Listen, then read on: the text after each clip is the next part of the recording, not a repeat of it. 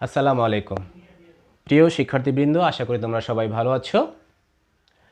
হিসাব বিজ্ঞান প্রথম পত্রের একাদশ এবং দ্বাদশ শ্রেণীর হিসাব বিজ্ঞান প্রথম পত্রের প্রথম অধ্যায়ে নিয়ে আমরা অলরেডি 3টে ক্লাস করে ফেলেছি। প্রথম পার্টে ছিল আমাদের লেনদেন ঘটনা নিয়ে আলোচনা এবং কোনটা লেনদেন কোনটা ঘটনা এটা আমরা ব্যাখ্যা করেছি। 2 নম্বর ক্লাসে হিসাব সমীকরণের মাধ্যমে কোনটা লেনদেন নয় সেটা ব্যাখ্যা করেছি। 3 নম্বর ক্লাসে আমরা ডেবিট ক্রেডিট নির্ণয় এবং কিভাবে হিসাব সমীকরণের প্রভাব পড়ে ডেবিট ক্রেডিট নির্ণয়ের ক্ষেত্রে আমরা সেটা দেখিয়েছি। যেহেতু আমাদের প্রথম অধ্যায়ে মোটামুটি পরিপূর্ণ একটা আমরা ধারণা পেয়েছি, এই জন্য আমরা একটি সৃজনশীল কোশ্চেন নিয়েছি ওভারঅল বিষয় নিয়ে। এটা 2021 সালে ঢাকা বোর্ডে কোশ্চেনটা এসেছে। আমরা এই কোশ্চেনটা এখন সলভ করব। এই কোশ্চেনটা সলভ করার আগে তোমাদেরকে আমি যে কথাটা আবারও বলে নিচ্ছি, তোমরা আমার আগের ক্লাসগুলো অবশ্যই দেখে আসবা। এই ভিডিও ডেসক্রিপশন বক্সে আমার প্রথম, দ্বিতীয়, তৃতীয় এই 3টা ক্লাস এখানে দেওয়া থাকবে। সেই বিষয়গুলো দেখে আসলে তোমাদের জন্য এই সৃজনশীল কোশ্চেনটা করতে খুবই ইজি হবে। তো প্রিয় শিক্ষার্থী বন্ধুরা, চলো আমরা শুরু করি।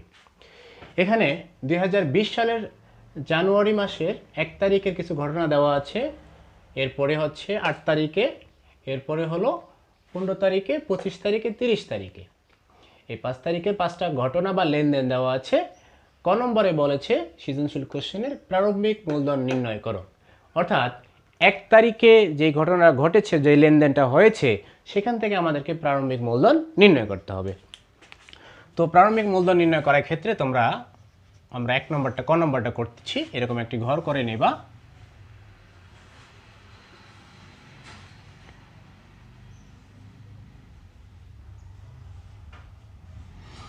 ওকে, এখানে আমরা লিখতে পারি বিবরণ টাকা টাকা। ক্লিয়ার? তো প্রারম্ভিকে কি হয়েছে আমরা একটু দেখি। নগদ 50,000 টাকা, যন্ত্রপাতি 30,000 টাকা, ব্যাংক থেকে 20,000 টাকা ঋণ নিয়ে ব্যবসা শুরু করলে।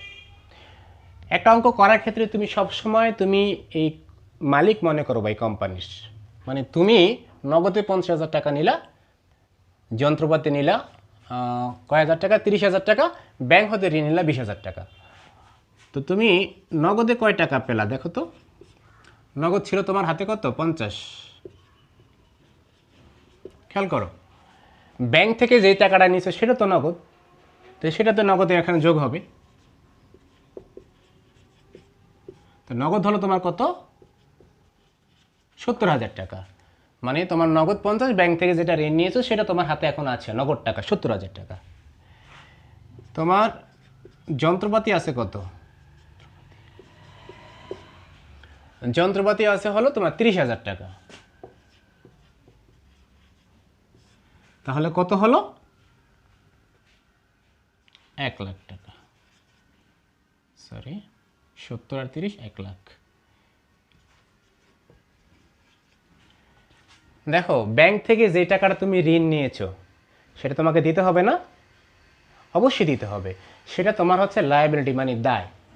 দায় অবশ্যই এখান থেকে বাদ যাবে, মাইনাস দায়। দায় আছে কত? 20,000 টাকা। তুমি ব্যাংক থেকে যে টাকাটা নিয়েছো এই টাকাটা তোমাকে ফেরত দিতে হবে। তাহলে বাকি থাকলো কত? 80,000 টাকা। তাহলে এটা হচ্ছে তোমার প্রারম্ভিক মূলধন।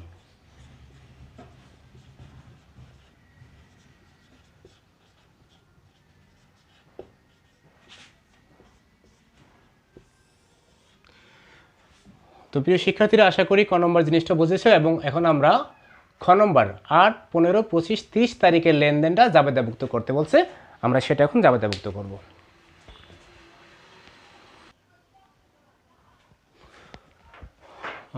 প্রিয় শিক্ষার্থীরা, যখন তোমাদেরকে জাবেদা করতে বলবে তখন এরকম একটি ঘর করে নিবা। জনাব, এখানে কারোর নাম হয়তো ছিল, নামটা লিখে নিবা। যেমন জনাব হাবিব হতে পারে, জনাব অমুক ব্যক্তি হতে পারে, জনাব অমুকের জাবেদা 2020 সালে জানুয়ারি মাসে।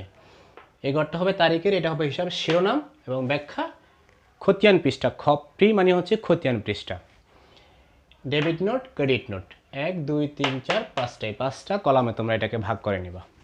তো আমরা পড়ি কি লেখা আছে এখানে বলা আছে, কিন্তু দেখো 8, 15, 25, 4 এই 4টা তারিখের লেনদেন 4টা তারিখে লেনদেনকে জাবেদাভুক্ত করতে বলছে।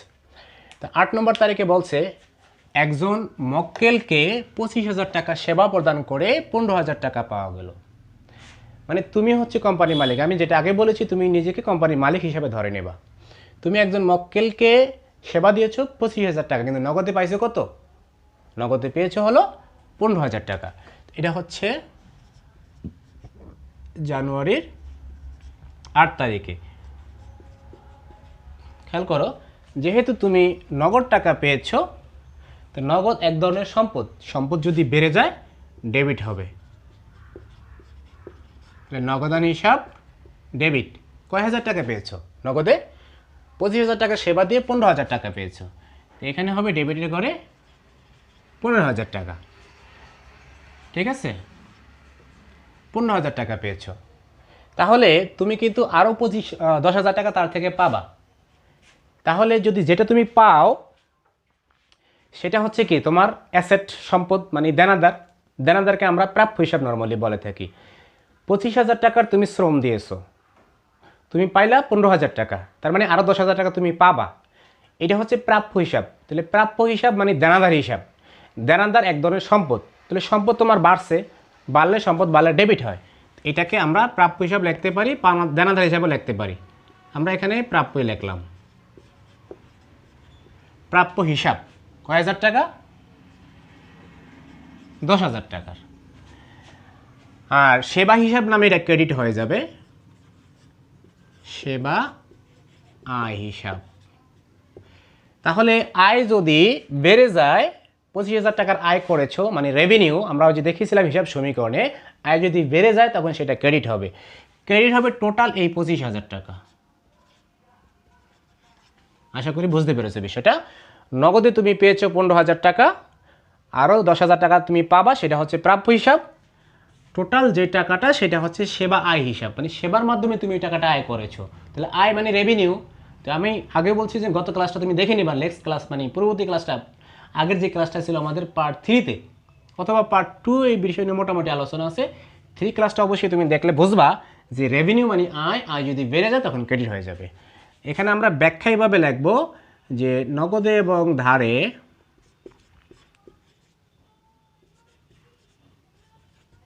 সেবা প্রদান, সেবা প্রদান। তো এটা এখানে গেল। কোতেন পৃষ্ঠাটা আমরা নর্মালি এখানে ব্ল্যাঙ্ক রেখে দেব। জানুয়ারির 8 তারিখের পরে হলো কয় তারিখে? 15 তারিখে। 15 তারিখ কী ঘটেছে? নগদে সাপ্লাইজ ক্রয় করেছি আমি 5,000 টাকা। তাহলে সাপ্লাইজ আমার সম্পত্তি বেড়ে গেছে। সম্পত্তি যদি বেড়ে যায় তাহলে অবশ্যই ডেবিট হবে কয় হাজার টাকার? 5,000 টাকার। তাহলে এখানে আমি সাপ্লাইজ হিসাব 5,000 টাকা। আর নগদ টাকা চলে গেছে, নগদান হিসাব কি? সম্পদ যদি চলে যায় তাহলে অবশ্যই সেটা কী হবে? ক্রেডিট হবে। এখানে লিখতে হবে নগদে সাপ্লাইজ ক্রয়, নগদে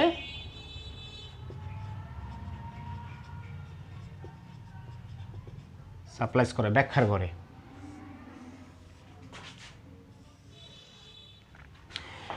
এরপরে হলো 25 তারিখে। 25 তারিখ কি হলো? যে ব্যাংক ঋণ পরিশোধ হলো 10,000 টাকা। মানে ব্যাংক থেকে যে ঋণ নিয়েছিলে তুমি, সেখান থেকে 10,000 টাকা তুমি পরিশোধ করে দিলা। তাহলে তোমার নগদ টাকা চলে গেল, দায়ও তো কমে গেল। ব্যাংক থেকে যখন তুমি ঋণ নিয়েছো এটা তোমার জন্য দায় ছিল। তাহলে আমরা যেটা বলছিলাম যে ওই যে আমাদের পূর্ববর্তী ক্লাসের বলা ছিল লায়াবিলিটি মানে দায় যদি কমে যায় তাহলে ডেবিট হবে, বেড়ে গেলে ক্রেডিট হবে।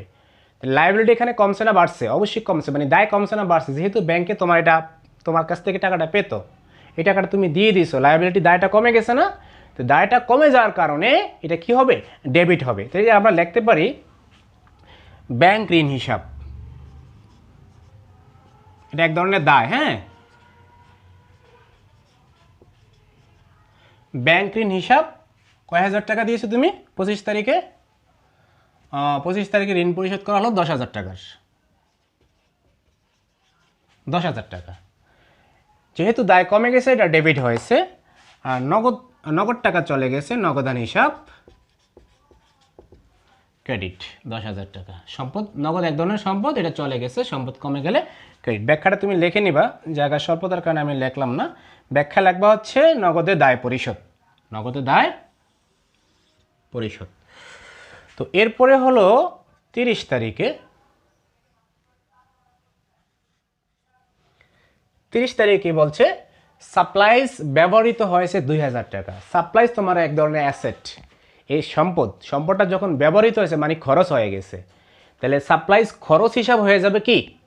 সাপ্লাইজ খরচ হচ্ছে ডেবিট, কারণ এক্সপেন্স যদি বেড়ে যায় তাহলে আমরা বলছি ডেবিট। এখানে লিখবা সাপ্লাইজ খরচ, সাপ্লাইজ খরচ হিসাব। খরচ যদি বেড়ে যায়, এক্সপেন্স যদি বেড়ে যায়, ডেবিট কয় হাজার টাকার? সাপ্লাইজ খরচ হয়েছে 2,000 টাকার। আর সাপ্লাইজ এক ধরনের সম্পদ, সাপ্লাইজ কমে গেছে, সাপ্লাইজ হিসাব হবে ক্রেডিট। যদি বলো কেন ক্রেডিট হবে, কারণ হচ্ছে যে সাপ্লাইজ সম্পদ কিন্তু কমে গেছে, তাহলে অ্যাসেট যদি কমে যায় সেটা হয় কি? ক্রেডিট। আর খরচ যদি বেড়ে যায় মানে সাপ্লাইজ যেটা ব্যবহৃত হয়েছে, খরচ হয়ে গেছে, সেটা যেহেতু খরচ বেড়ে গেছে এই জন্য হচ্ছে এটা কি? ডেবিট। তো সাপ্লাইজ খরচ হিসাব ডেবিট, সাপ্লাইজ হিসাব কি? ক্রেডিট। ব্যাখ্যা লাগবা সাপ্লাইজ খরচ হয়েছে বা ব্যয় হয়েছে, এই জন্য এটা কি হলো? ডেবিট হলো এটা, আর ক্রেডিট হলো এটা। তো প্রিয় শিক্ষার্থীরা, খ নম্বর বিষয়টা কিন্তু মোটামুটি সহজই মনে হয়েছে তোমাদের কাছে, আশা করি।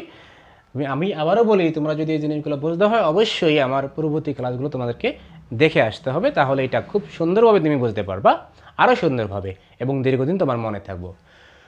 তো এখানে আরেকটা বিষয় যেটা বলা আছে, 1, 8, 5, 25 তারিখের লেনদেনগুলোর টেবুলার ছক হিসাব সমীকরণ দেখাও।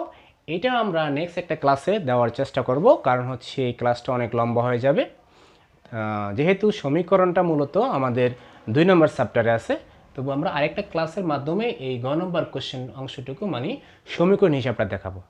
তোমরা সবাই ভালো থেকো, আমার চ্যানেলটি তোমরা অবশ্যই সাবস্ক্রাইব করবা, তোমার বন্ধুদের মাঝে ছড়িয়ে দাও, এবং নতুন নতুন ভিডিও তোমরা এখানে দেখে উপকৃত হও, এবং তোমরা আমার ক্লাসে নিয়মিত অংশগ্রহণ করবা বা ভিডিওগুলো দেখবা।